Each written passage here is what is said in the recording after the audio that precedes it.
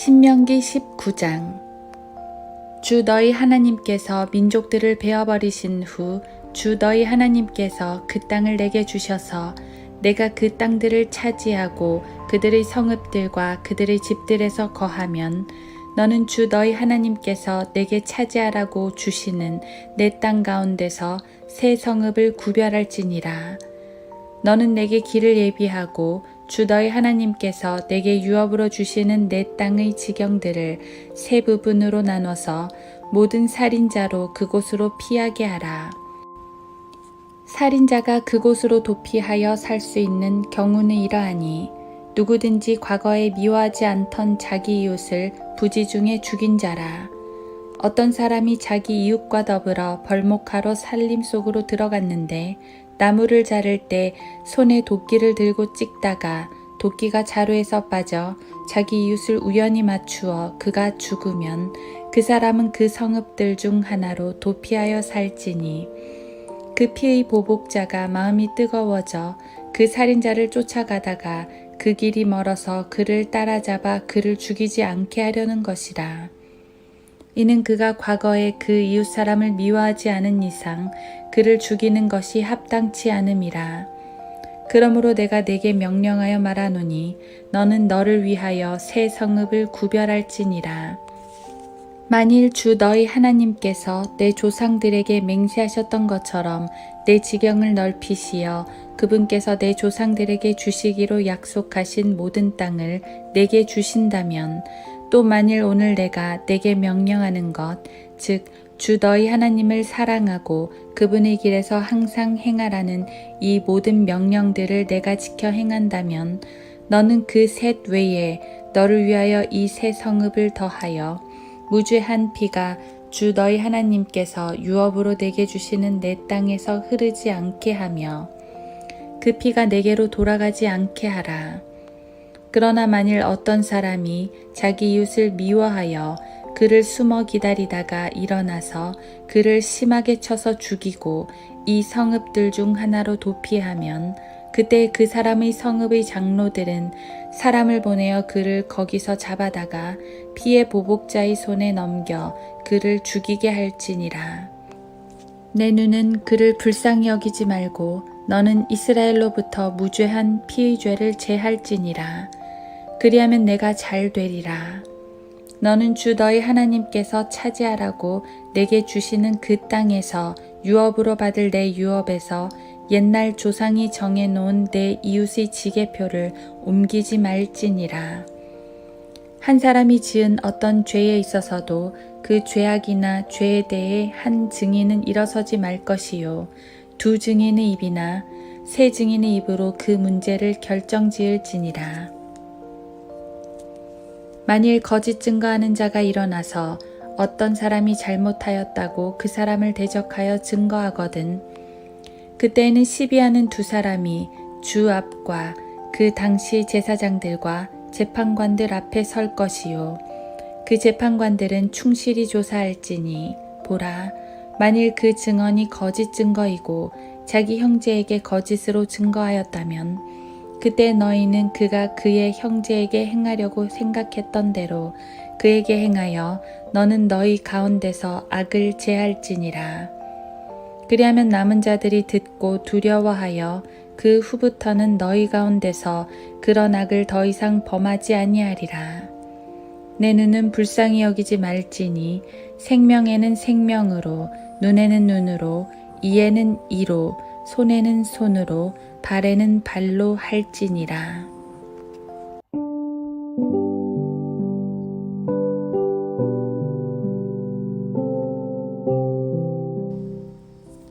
하루 한 장 신명기 19장.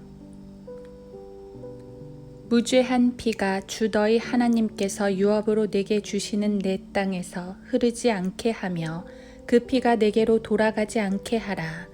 신명기 19장 10절. 본문은 도피성에 관한 내용입니다. 민수기 35장에서 언급됐던 내용인데요. 요단강을 기준으로 서편에 3개, 동편에 3개, 합해서 총 6성읍을 도피성으로 지정합니다. 이곳은 실수로 누군가를 죽인 자들이 도망쳐 살 수 있게 마련된 성읍입니다. 도피성에 들어가지 못하면 보복당할 것이나 도피성에 들어가면 보호를 받습니다. 그런 점에서 도피성은 예수 그리스도를 예표합니다. 어떤 죄인도 그리스도 안에 들어가면 구원을 받기 때문이지요. 그리스도 밖에서는 위험하나 그리스도 안에서는 안전합니다. 하지만 신명기 율법의 관점에서는 보호보다도 공의가 훨씬 강조됩니다. 누구라도 무죄한 피를 흘리면 그 피를 그에게 돌리시겠다는 말씀입니다. 부지 중에 사람을 죽인 게 아니라 의도적으로 살해했다면 그는 도피성에 들어가도 살지 못합니다. 무죄한 피를 흘렸기 때문이지요. 부지 중에 죽인 사람의 경우 그 사람을 죽이면 이 또한 무죄한 피를 흘린 것이 됩니다. 하나님께서는 땅이 피로 더럽혀지는 것을 원치 않으십니다. 카인이 아벨의 무죄한 피를 흘린 이래 세상은 피 흘리는 역사가 되었습니다. 분노로 인해 죽이고 욕심에 의해 죽이고 권세를 위해 죽입니다.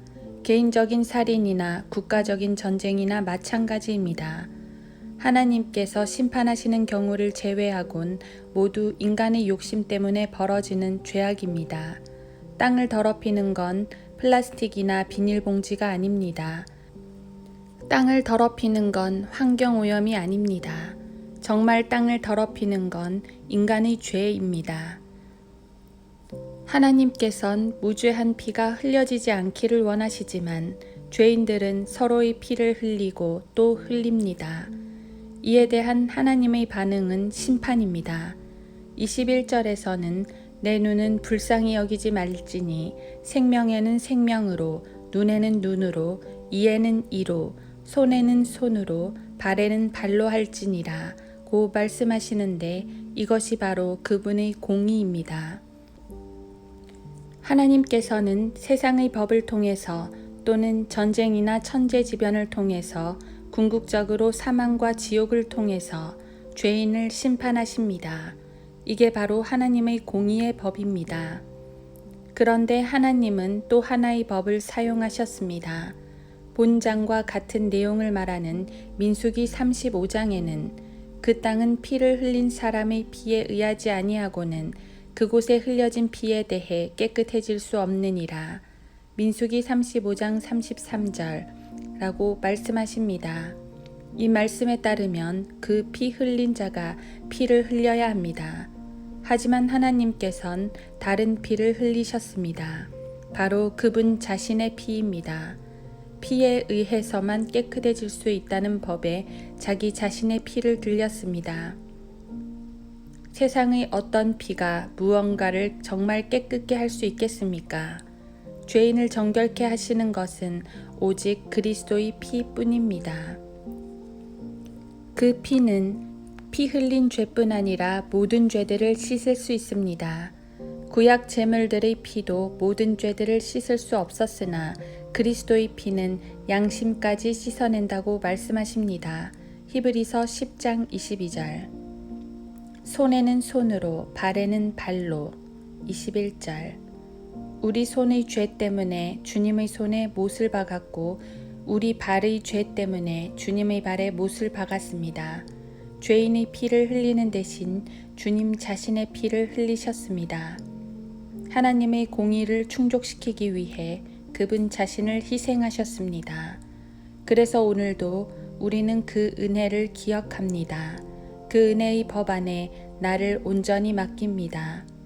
그분의 피로 이 멸망의 세상에서 구원해 주신 하나님의 은혜만을 찬양합니다.